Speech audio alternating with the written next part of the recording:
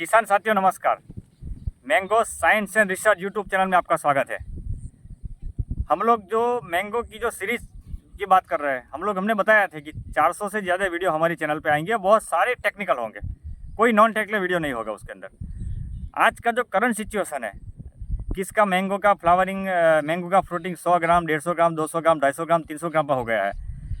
बहुत common question मुझे पूरे गुजरात से आ रहे हैं कि हमारा फ्रूट ड्रॉपिंग ज़्यादा हो रहा है। कुछ लोग फ़ोटो भेज रहे हैं, तो ड्रॉपिंग ऐसे इतना क्यों हो रहा है?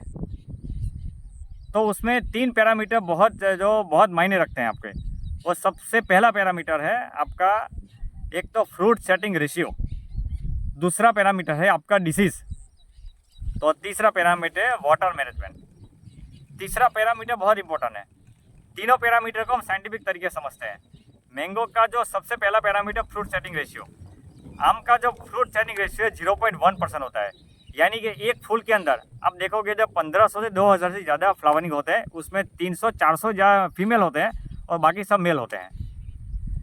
जो पूरा फ्लावरिंग जब आपका खुलता है, ओपन होता है, वो 1 फीट से ज़्यादा लंबा होता है। तो उसके अंदर से सारे फ्लावरिंग अनपॉलिनेटेड जो फ्लावर है, जो रेशियो मैच नहीं हो रहा है, वो सब ड्रॉप हो जाएंगे।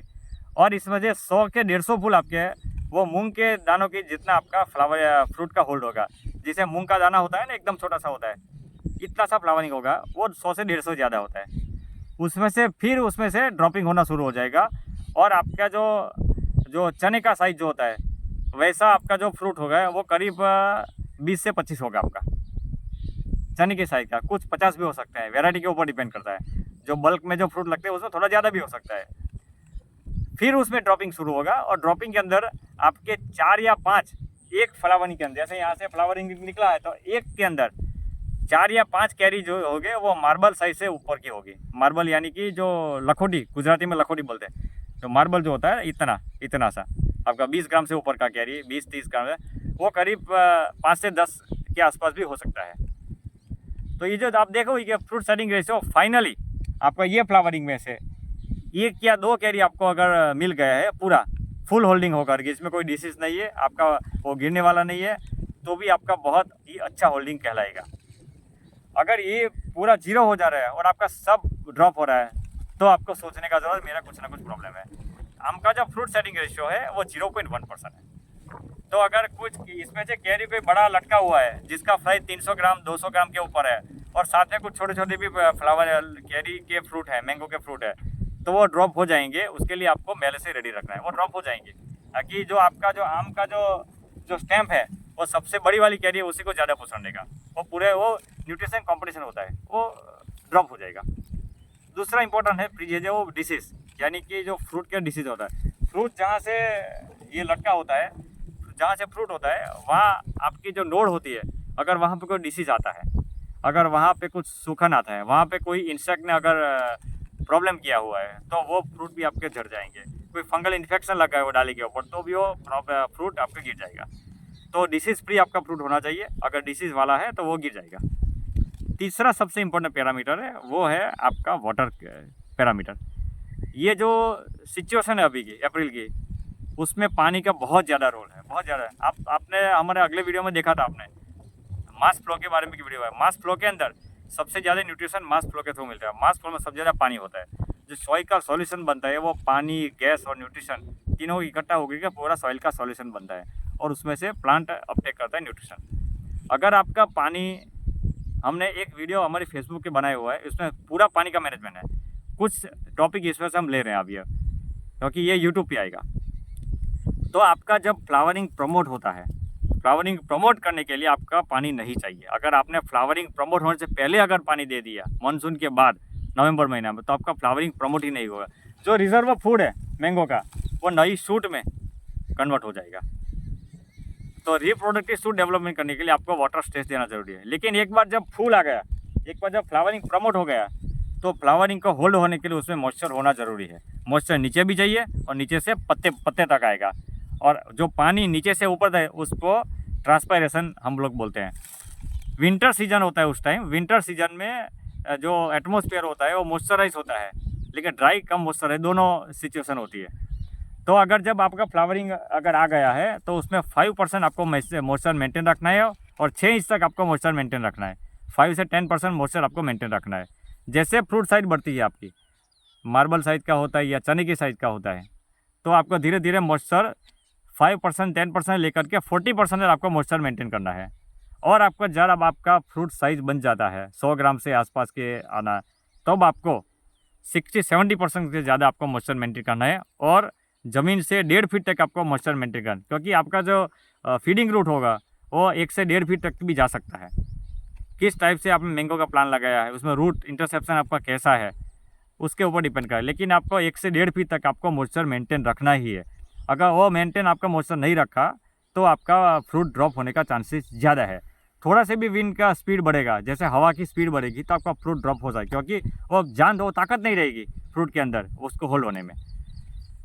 फिर से हम बता देते हैं कि आपको 6 इंच से लेकर के 1.5 फीट तक अलग अलग जो फ्रूट के स्टेज के अंदर आपको अलग अलग टाइप का मॉइस्चर मेंटेन करना है। उसके लिए आपको ड्रिप इरिगेशन चाहिए। हो सकता है आपको मॉइस्चर का हाथ में पकड़ो, लड्डू बनाओ और छोड़ दो। लड्डू बनना भी चाहिए और टूटना भी चाहिए, तो उसको परफेक्ट मॉइस्चर हम कह सकते हैं। बहुत सारे लोग का जब हम फोटो मंगवाते हैं तो उसमें मॉइस्चर ही नहीं होता, उसमें बोलते हैं कि आप खोद के देखो आपका लड्डू बन रहा है, तो नहीं बन रहा होता है। तो ड्रिप इरिगेशन बहुत इंपॉर्टेंट है आपको स्टेप में। ये हम बातें साइंटिफिक तरीके से फार्मिंग की कर रहे हैं हम लोग। हम कन्वेंशनल फार्म की बात ही नहीं कर रहे हैं, जिसमें आप फ्लड इरिगेशन दे दो, कभी ज़्यादा मॉइस्चर मेंटेन कर दो, कभी मॉइस्चर ही नहीं होगा। तो उसमें आपको सभी तरह की परेशानियाँ महसूस होने वाली है आपको, और उसके लिए आपको रेडी भी रहना है आपके। तो 3 चीज़ हमने बताई है, एक फ्रूट सेटिंग रेशियो, दूसरा डिसीज़ और तीसरा वाटर मैनेजमेंट। ये बहुत इंपॉर्टेंट है वाटर मैनेजमेंट। आप देखो, जो एक चीज़ हम आपको बता रहे हैं वो हम पोस्ट हार्वेस्टिंग मैनेजमेंट में वाइडली हम डिस्कस करेंगे और आगे वाली वीडियो में डिस्कस करेंगे। तो जो फ्रूट का जो साइज़ है वो आपका अप्रैल तक बढ़ेगा, 30 अप्रैल तक बढ़ेगा, उससे बाद बढ़ने वाला नहीं है। क्यों नहीं बढ़ेगा? कि फ्रूट के अंदर 2 कंडीशन होती है। एक फ्रूट ग्रोथ स्टेज होता है, जिसमें छोटा फ्रूट बड़ा होता है, जिसमें पानी का बहुत ज़्यादा रोल है। और जब ये गर्मियाँ ज़्यादा पड़ने वाले शुरू हो जाती है, तो प्लांट के ऊपर एबायोटिक स्ट्रेस शुरू हो जाता है। एबायोटिक स्टेज यानी एटमॉस्फेयर से जो टेम्परेचर का स्ट्रेस पड़ता है, उसको एबायोटिक स्टेज बोला है। उसमें मैच्योरिटी, जब फ्रूट आपका ग्रोथ पीरियड में होता है तब बड़ा होता है। जब मैच्योरिटी स्टार्ट करने लग जाएगा, तब जितने भी एसिड है वो ग्लूकोज में कन्वर्ट हो जाएंगे आपके, और यह शुरू हो जाएगा। इथाइलिन का रिस्पोंस रेट बढ़ने लगेगा। ये प्लांट के अंदर इथाइलिन हार्मोन्स डेवलपमेंट होगा, इथाइलिन के कारण आपका मैच्योरिटी आम पकड़ेगा। जब मैच्योरिटी स्टेज आएगा तब आपका साइज़ बढ़ने वाला नहीं है। इसीलिए मई के महीने में अगर आपने ज़्यादा पानी दिया है फ्रूट को बढ़ाने के लिए, तो आपका फ्रूट बढ़ेगा नहीं, लेकिन ज़्यादा वाटरी हो जाएगा और उसका जो अरोमा है, स्वीटनेस है, वो कम हो जाएगी आपकी।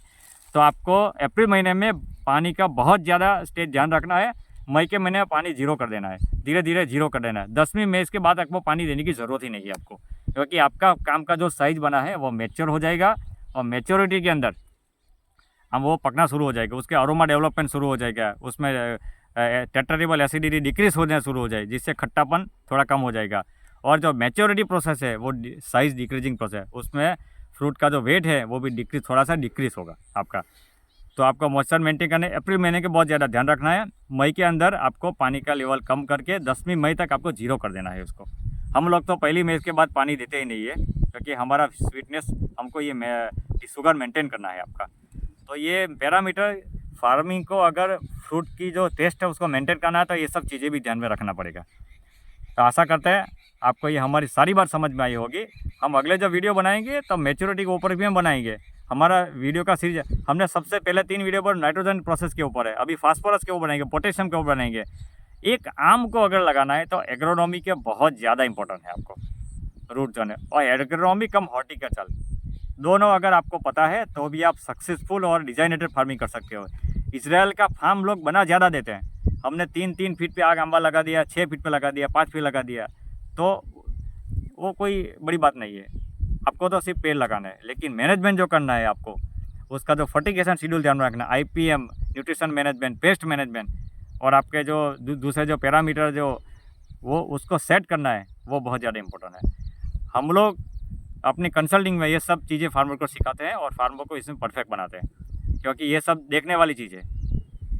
तो ये ध्यान रखिए, एक फ्रूट सेटिंग रेशियो, दूसरा डिसीजन कंट्रोल, और तीसरा वाटर मैनेजमेंट। तीनों अगर बैलेंस में परफेक्ट होगा तो आपका आम का फ्रूट नहीं गिरेगा। अगर आपको कुछ दिख रहा है कि मेरा कैरी इधर बड़ा सा आम लटका हुआ, इसमें 3 छोटे हैं, तो आप हाथ से उसको हटा सकते हो, क्योंकि वो नहीं हटाओ तो अपने आप हट जाएगा, वो ड्रॉप होना ही होगा, क्योंकि उसका फ्रूट सेटिंग रेशियो ही कम है। धवल सिंह चौहान, ભરૂચ, ગુજરાત।